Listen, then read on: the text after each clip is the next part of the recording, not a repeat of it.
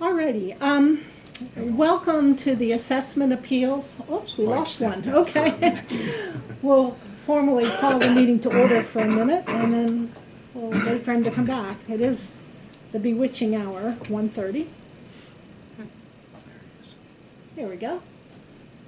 Okay. Dan, how would you like to proceed? We can start, if we can start with the appeals that we have scheduled here. Surely. I'll start with the first one, and that's 2022-66. That's a property at 2395 Heidelberg Avenue. Owner name is Timothy Martin. Previous value is $656,000, and the value that has been agreed to pending your approval is $621,400. And I can let Carrie talk about that a little bit. What does that equate to in the actual assessed value? That's the resale value. I do not have my calculator. The market value? The market value would be Yes. $756,900. $756,900. Mm-hmm. Timothy Martin, right? Right. All right. I had down assessed value $462,200. Is that not right? That's Clean and the green. clean and green value. Oh, that's the clean and green value. Thank you. Yeah. Okay. And then Carrie, would you like to explain? Yeah, what Renee and I did is we went out and we met with the owners, and we had adjusted square footage of the home, and then we also fixed the outbuildings to be correct also, and then we adjusted. Okay. So what I want to talk about, we really don't have a second story, it's vaulted ceilings. Correct, correct. And that is something that's quite easily done from the outside when you're Yeah. looking It's at the difficult. home. It's But very if they difficult weren't to allowed see to from go the in, outside. Right. If the They wouldn't homeowner have isn't known. there, or if we're not allowed inside, Yeah. yes, those things are very difficult to do Yeah.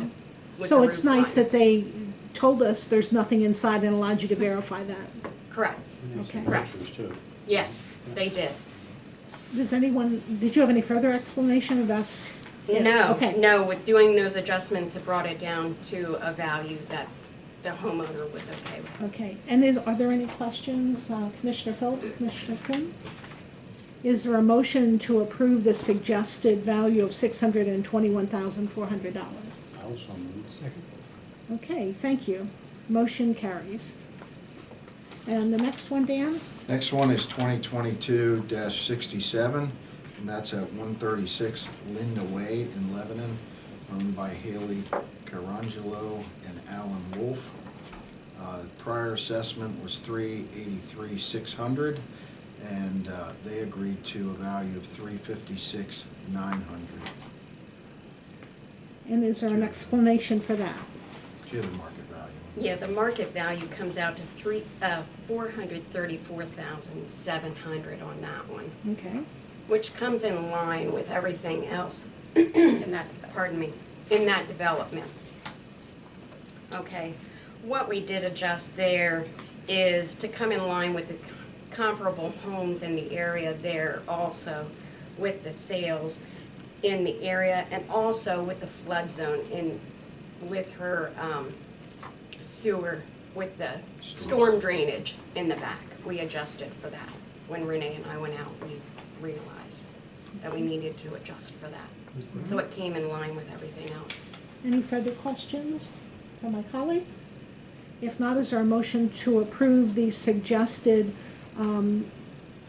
assessment value of $356,900? Also, Thank you. second. All in favor say aye. Aye. Aye. Opposed, same sign. Motion carries. The next one, 2022-C-16, at 250 North Center Street, owned by Molly Pitcher Associates LP.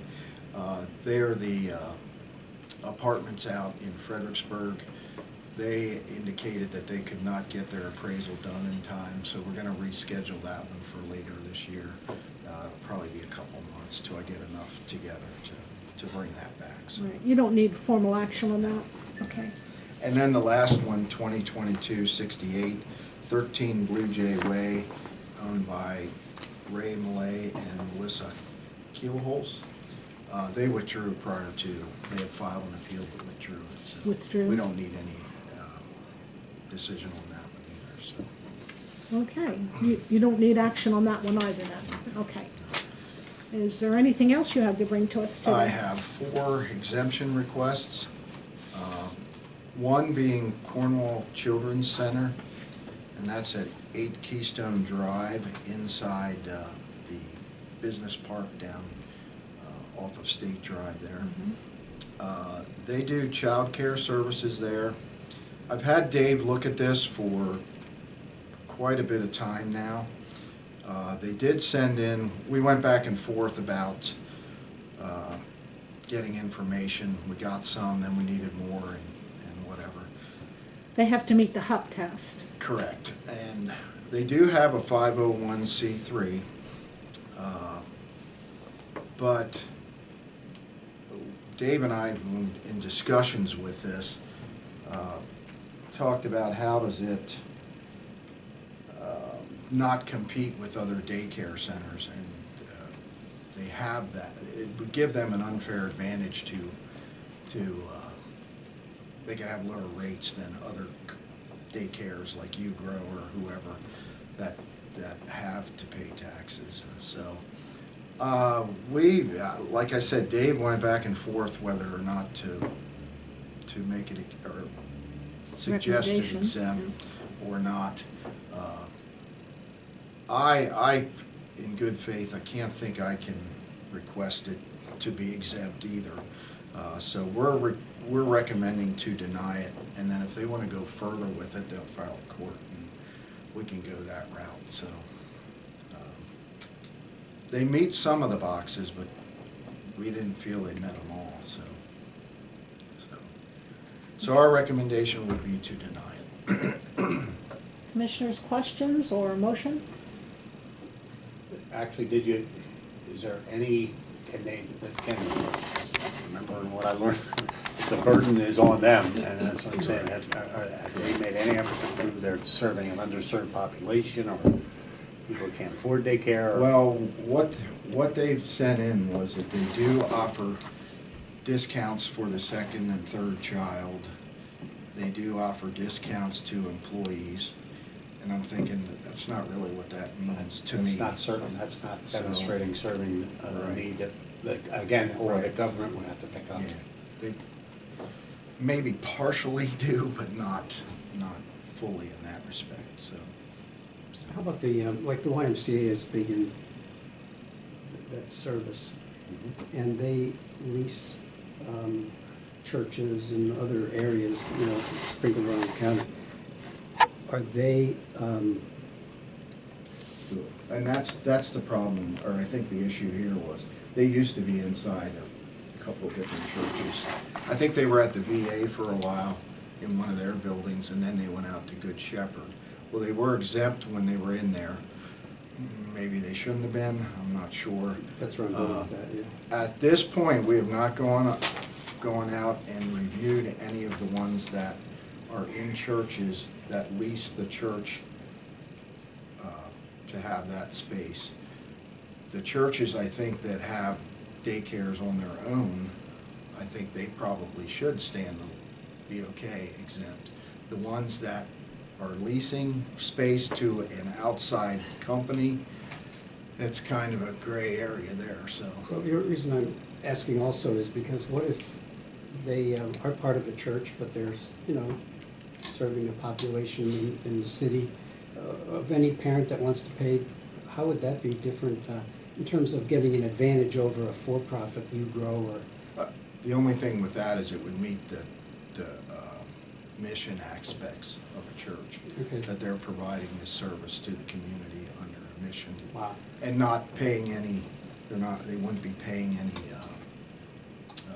lease.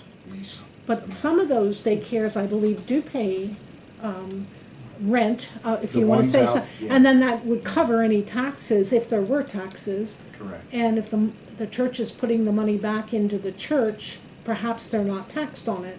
But it's a very complicated issue, but we've given people the benefit of the doubt in churches. And we had talked about reviewing those properties that have daycares in the church back right before the reassessment. And at that point, the board didn't want to kind of create waves. I'm just So- trying to, if you're digging them because, for not being fair with giving them an exemption because it would be unfair to the for-profits, I'm just trying to think of the difference between the United agency such as the Y, providing the service, charging the clientele, and maybe they're able to charge less because they have the exemptions. I don't know. But I think at the YMCA, and I could be wrong, but what I remember is that they document their low-income I was gonna say, I think- parents, and then that's how they can document that they would be tax exempt. Where here you didn't get that. You just said, well, we give it to the second and third child. It's not based on income. They could Right, be that's- earning $200,000 a year. Now, I know that's a stretch in Lebanon County. You might but- argue that's more of a marketing. Well, yeah, right. But joy than it's more of a marketing serving thing to get underserved. 3 kids there instead of 1.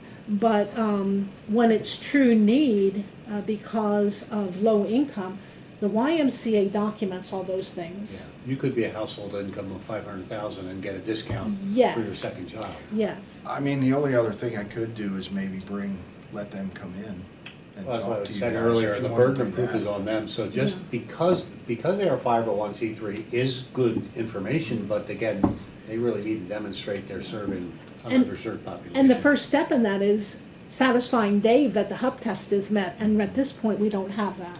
I'm good with putting it on them to appeal it if they want. Okay. So we have to make a motion to They're- deny it yeah, at this they're point, then they denied, can right. appeal if they want. Okay. Have a motion? Second. All in favor, say aye. Aye. Post same sign. Motion carries. The next one I have is, I don't know if you remember Mr. Elwood Heller. He had put in exemption requests a couple of times for a church at the property at 45, or at the address 45 North 9th Street. But he owned the property, wasn't necessarily, he was leasing it to the church, but for basically nothing.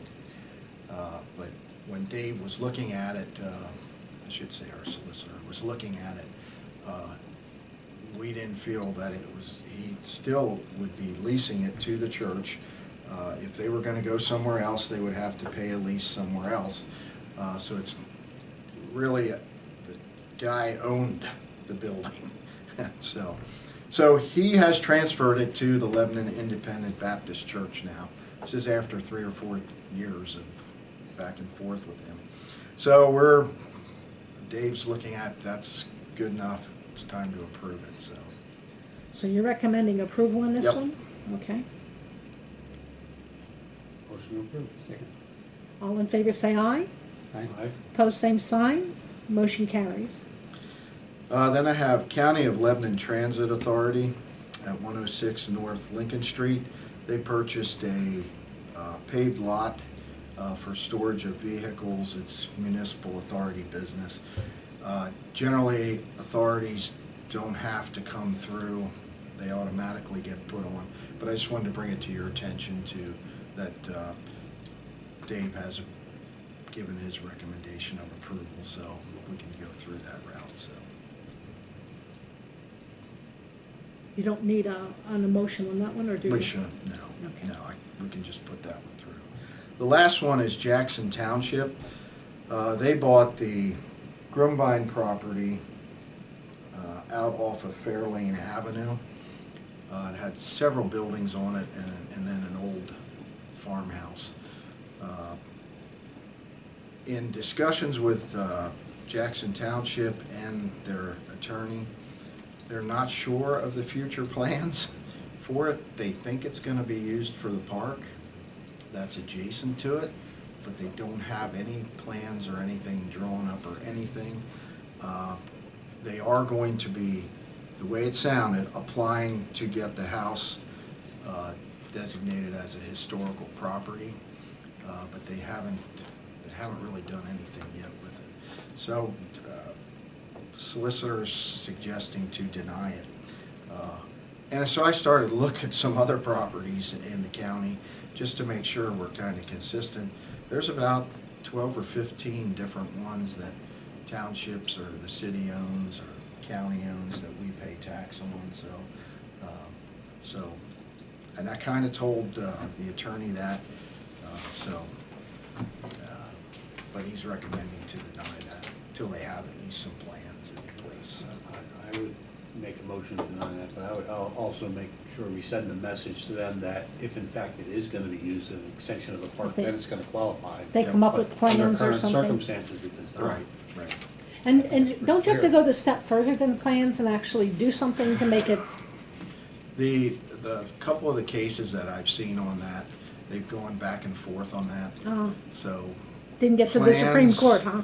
plans can work for it, and sometimes they don't. Sometimes, so I Yeah. would imagine they get them. Okay.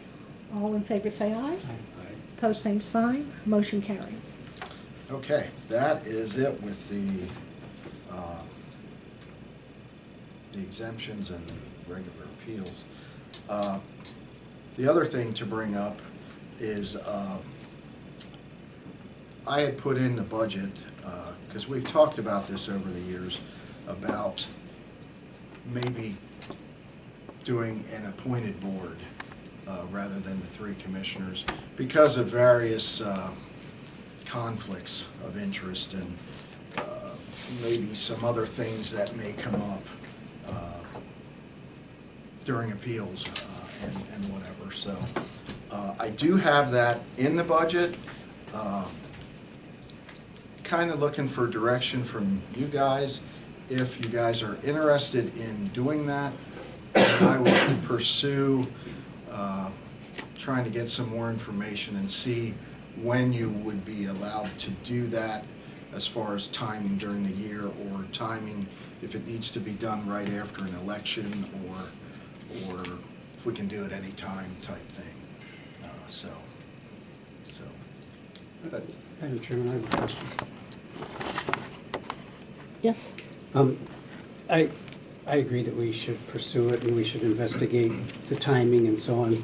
Glad it's budgeted, and I think that would be, for the stated reasons, something that would be welcomed by the appellant's attorneys and so on, who look at us perhaps as,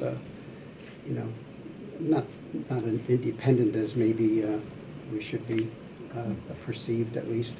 So I certainly agree that the appearance of a conflict of interest is enough to make me want to explore it further and to make sure we're doing the right thing.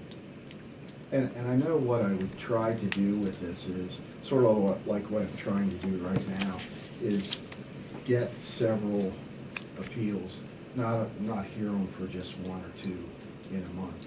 I would try to get 4, 5, 6, 7 of them. I think you guys would still have to hear the exemption, and maybe you would want to hear some of the larger commercials, I'm not sure. I think you might be able to set that up any way possible, but I would have to research that as well, so. Mike, in this early stage of your tenure, do you have any questions or comments? Only again, I gave that some thought in seeing that that was a possibility, that we could do that, and I'm thinking, boy, a community as small as Lebanon County, it's hard not to have somebody that knows somebody that could create an appearance of conflict, one of us, or even people we appoint, Thank you. We're gonna have the same Touche. kind of thing. But there may be cases, like you say, where 2 of us actually do have a close tie with somebody, and it'd be good to have. I just heard touche over here, but I'm not sure that was my reasoning for the conflict of interest. Had nothing to do with me knowing the appellant. Mine is that we are the ones that could be perceived as protecting the tax base. Yeah, I And so heard you. that's the independent look at it, not the, Yeah. that I know somebody as a neighbor or something like that. Yeah, That's good point. That's really the point that has been made to me by attorneys, more than one. And once somebody tells you that, you really should, investigate Yeah. it. Okay, well then I will give you my list of reasons not to do this. Number one, when we were elected, we knew this was part of the job. It's spelled out in Purdon statute, which is our guiding source for what we do. And number two, in this way we are supporting staff. We interact with you. You have problems, you come to us, and we're back and forth. We know what's going on. It gives us a hands-on approach to assessments. That's a good thing, so that we're not blindsided or in the dark. And you say it isn't a budget, but that's just been a carryover thing because we've never reached fourth-class county status. In a county our size, we can handle it. If we were overburdened that we couldn't get these done, or we'd be doing it day and night, Monday through Friday, we would need backup. Like when we do a reassessment, we definitely need assessment appeal boards to facilitate or augment what we do. We do not need one for the number of cases we have in between. Like today, we would have had 4, and one was rescheduled and 3 were settled before, recommendations, the homeowners were amenable to corrections on their size and things like that. So we were able to come to consensus without any hassle whatsoever. And I think we should be the front line in assessment appeals. Again, keeping our finger on the pulse of what's going on in our community. And one of the things that has been unsaid all this time is that the longest sitting commissioner is the chair of this board. That just happens to be me. And some people may perceive that it doesn't sit well with others if I'm running the meetings. And that's sad. But if that perception is out there, it's not necessarily a good one, in my opinion. But as Mike said, everyone will have a conflict of interest at some time or another. It doesn't matter who. And I have had attorneys come to our hearings and comment to me, both publicly and privately, that they appreciate so much that the commissioners are handling these appeals. They are so professional. And they go to other counties, and everybody's trying to protect their serfdom, so to speak. And they were just refreshed at the way we handled our appeals and ourselves. And so those are all things that I recall and believe that we should continue acting as the assessment board in Lebanon County. I feel like I'm kind of the swing vote, but I'm only hearing that you want this to be investigated, and I would support that, to say, investigate, because one of the points, Joanne, you just made is if, in fact, we did appoint people to do this, I would want you to come back with your assessment of this, no pun intended, but of would, even if they approve it, would the commissioners still have final say? In other words, we could No. reject their recommendation. No, or that, their once they decision make would be it, that's final? it. I would, either board. I think their decision is fine. Yeah, and I'm sorry. no, this is not a workload issue. I mean, that was brought up as one of the examples. We're not here every day. That has nothing to do with it. It is an attorney that would sue this county because of the appearance that we are protecting the tax base and felt that they were not, and then they have to go to the Court of Common Pleas.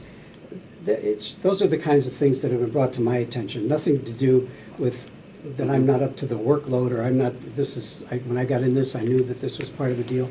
That has nothing to do with it. You only learn as you're in it, and it has nothing to do with you being the chairman. It's purely, the attorneys for the appellants that come and say, not how great a job we're doing to me, they say, you're on a dangerous path here if you don't address this. So that's where I'm trying to protect the county, and the people who would apply to be appraisers or on the assessment board would probably be people like realtors, and they would have a real direct conflict of interest with receiving financial gain from selling homes and being able to sell a home quicker because an assessment is reduced. Those are the kinds of situations that other counties are running into. and when they talked about how they preserve their fiefdom. We have a bit of distance between us, but as I said, everyone eventually will have a conflict of interest, and the proper thing to do is recuse. And if we have one out of, if we hear 50 or 3 dozen in a year, I don't know that we have that many, but somewhere, if we had one, In the last 2 years. huh? We didn't the last 2 years. Yeah, we didn't. So, we could simply hire for one case to have somebody else sit in, or get one person to fill in so we'd have 2 for a vote. There's ways around it without having to pay constantly an assessment board. Well, that'll seem cheap to you if we get sued for the issue that is really the conflict. And again, I'll go back to, it's not the fact that we have somebody that shows up that we know. That's not the inherent issue, is that every one of them is a conflict of interest, perceived or real, for us, sitting as the Board of Assessment and also being the protectors of the tax base. It's simple math. So. May I expand on that?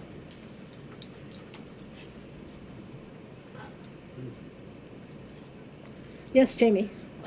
I was going to, a little bit on what Commissioner Phillips was just speaking about. And I'm not falling on either side of this, I just want to clarify, you're debating 2 different conflicts here. Commissioner Phillips, I think, is citing a conflict of the body being a taxing authority and the one who sets the value of the properties that are taxed, versus personal conflicts, which I'm hearing some of you talk about too, which you have very few, if any, of in my history here, because you would literally need to be hearing a property appeal on a property that you own or that is owned by a business that you're a director of, or something where if the assessed value of the property were changed, you would derive a pecuniary benefit from it in lower taxes, in increased profits because the cost of the property is less or something. Even if it's your neighbor, literally your direct neighbor, I don't believe there's a conflict. There isn't. Because you have no standing, you don't stand to gain anything. Maybe somebody could say it affects your property value, but that's a bit of a reach to prove. So I just wanted to point out, you're debating 2 very distinct conflicts. I don't know whether or not the conflict of a board establishing and then taxing on that basis is truly a conflict or not. But yes, some have raised it.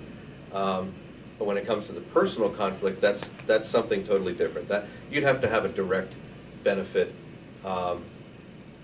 In the case, and I'm not pinning anything, Commissioner Kuhn, on you. I'm just trying to come up with something to demonstrate, or if there were a property that was listed for sale, your spouse were the agent, and it was literally being sold or sold as a result of a decision, or if it came before you while it was on the market and she were the agent, I think that would be something to recuse from. Right. Or again, if it's your own property. But those are personal conflicts. And again, if you're acquainted with someone, even if you're related to them, the law defines what a conflict is, and it's limited to spouse, siblings, or children. So. My turn to shoot some holes in that theory. Okay. If it were truly a conflict, it would not be in law. The law says we are the assessment board, unless I'm we. not saying Okay. that I I'm feel giving- either way. I'm one or the giving other you. is. I'm giving you the opposite side. And that's number 1. Number 2. Other board members that would be appointed could also gain simply by their school taxes, especially their school taxes, because they're much higher than the county taxes, their township taxes, and the county taxes. Their taxes would also be level. They wouldn't go down if they kept them high. And the third thing is, and I think this is the most telling, today may have been an exception. No, it wasn't, because we reduced. I bet you if Dan went back for the last year or two and gave us a written report, and in fact, I'm going to give this as a request, a formal request, you tell us how many times we reduced property taxes for people who appealed. I bet you it's more than 50%. Now, it might be different for commercial and residential, but on the residential end, I truly believe we have been so fair that we have erred on the side of the taxpayer.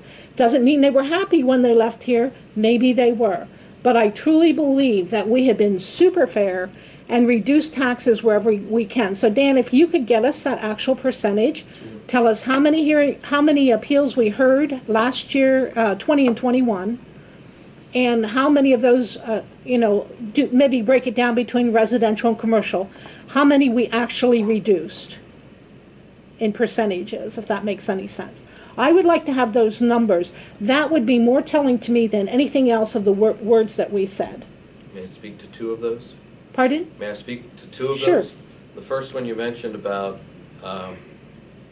that an appointed board member could have a conflict in some way. Sure they could. The same way any of you could. They could have a personal conflict. If their property or such was before them, they'd have to recuse themselves.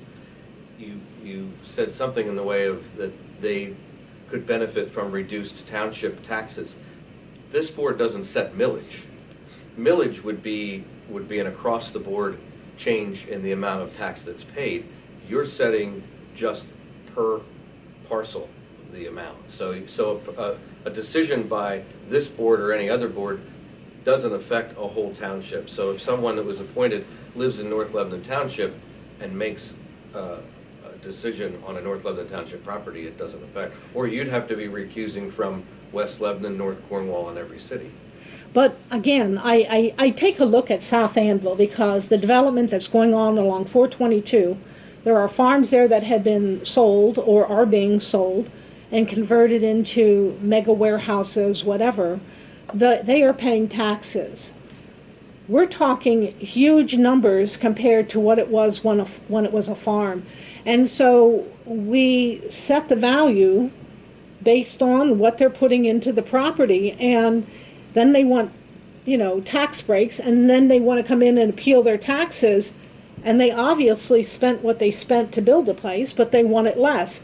Well, we try and be fair, and there are times we reduce those, but most times those go to court. And the bottom line is, I don't care who you are, if you live in that township, you're protecting your pocketbook more than, as much as anybody else. So you can't get away from a conflict of interest in. But then that would apply equally to all three of you. Exactly. You all three live in a municipality in Lebanon County. Exactly. If you were going to agree with your argument, that's what I'm saying. There's nobody that could fill the shoes. Yeah, but the independent board isn't setting the tax rates. Mm-hmm. You're saying that there would be an impact to a single property paying a lot of tax. There'd be an impact then to the overall township, but I think that's too far removed. In my opinion, that's too far removed from impacting the municipal taxes. Well, we'll have to respectfully disagree on that. Okay. But that's not been a factor before. Well, it wasn't brought up like that before. But in that case, you shouldn't vote on LERTAs that are in your I'm just whole telling township. you that I don't think it's a good point, because the law, we are not breaking the law, we are following the law by doing what we're doing. And if it was illegal, then the state would have changed the I'm law. not saying it's illegal. I'm not falling on the side of either idea. I'm very sensitive to the definition of a conflict, and I think that it's overstated often of what a conflict truly is. They exist, but they exist in a very narrow, defined way. The actual conflict, you're right, but there's the appearance of a conflict of interest. That's as much a part of the law. But no one has to recuse themselves from someone else believing that they have a conflict. It's just a true conflict by the definition that you have to step away from. If somebody comes in here and says they believe you have a conflict, or it looks like you have a conflict, it doesn't make it a conflict. And then you have to make up your mind if you're going to vote on that one or not. You can recuse yourself at that point. And that's why the definition's helpful, because each public official can. But I also think that if anyone brings that argument, and Dan gives us the actual numbers for the last 2 years, we have something to fall back on to show how fair we are. With all due respect, I don't think that's relevant to have, you don't I know. do. I know you do, or you wouldn't have asked for it, but I'm just saying, in reality, each is a different hearing, and to say what percentage, and oftentimes we were working off the recommendation of the assessment folks, and we found that that was not appropriate. So where do you want to go with this? You know, that whether it's 50%, how do you feel that that's a good barometer of what's fair? If we say, well, 50% of them we denied, I think it's just, we should be independent of this process, and then we should be focused on getting the best people that we can to that understand all the technicalities of real estate. I don't have my real estate license, and I'm very much uncomfortable sometimes with trying to pick a number that is fair, and it's really better placed in someone who has a deeper understanding of real estate and the licensing and so on. Would be my preference anyway, to say who'd be better at this job. Well, I do hear both of your concerns, and with your wives being realtors, I understand that you're maybe more sensitive to it than I am, but I really feel that we're doing a good job. And I commend Commissioner Kuhn for getting in there and passing all 3 of his exams for the appeals board, and he was set to go today. I had a choice.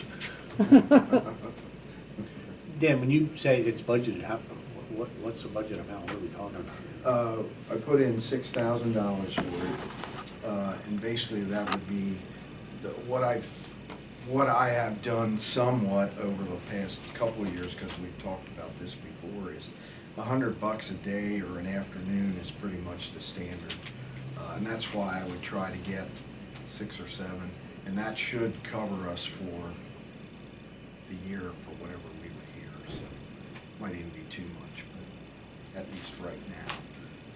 Several years ago it may not have been, but now it is. So. And some of that has to do with rising real estate values, so if that would go the opposite way, it could.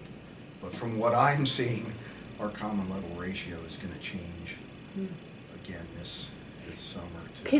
So it can change more than once in a year? No, just once a year. Okay, because I had down for this year 82 point... Right, 1% for 2022. Yeah, it's going to go in the 70s for sure. So I you don't took, know exact. to follow up on the budget thing, you took an assumed number of appeals that would be in a given year, how many might be done in a day, times 3 people per that day? More so I did dates, Okay. the number of Oh, dates. right, because you have those established, right? Yeah, Right. that's So more it's so just, what I did. just an extrapolation. And then it was $300 a day, basically. to do Right, those, so. yep. Okay. Well, thank you for checking into that. Well, so I'm not sure where to go from here, if I should look at more stuff, or... Well, I'm asking you to or look not. for, is it legal to do it in the middle of a calendar year? Must it start at January, or, you know, what? And I would like the numbers that I requested. Okay, good enough. And then the other question would be in my mind, if you could answer it at that point, is that once you do it, is it all or none, or is it just? I will make sure. I'm pretty sure it's... Yeah, can we just do it if we truly have a conflict at some point? Okay, If that's the case, we'd like to. yeah. I hear what you're saying about, I can hear an attorney making that, because. Well, they've made it to me already Well, after like I said, I can hearing. hear it, but Yeah. I see the other, and Jamie pointed out that delineation between 2 different types of conflicts that we're talking about. But again, you know, attorneys fight two sides of an issue all the time. I mean, that's what they get paid to do.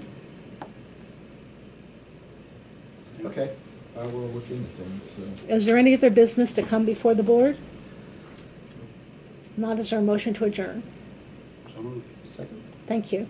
Meeting is adjourned. Thank you, everybody. Thank you, Dan. Thank you, Dana. Yeah.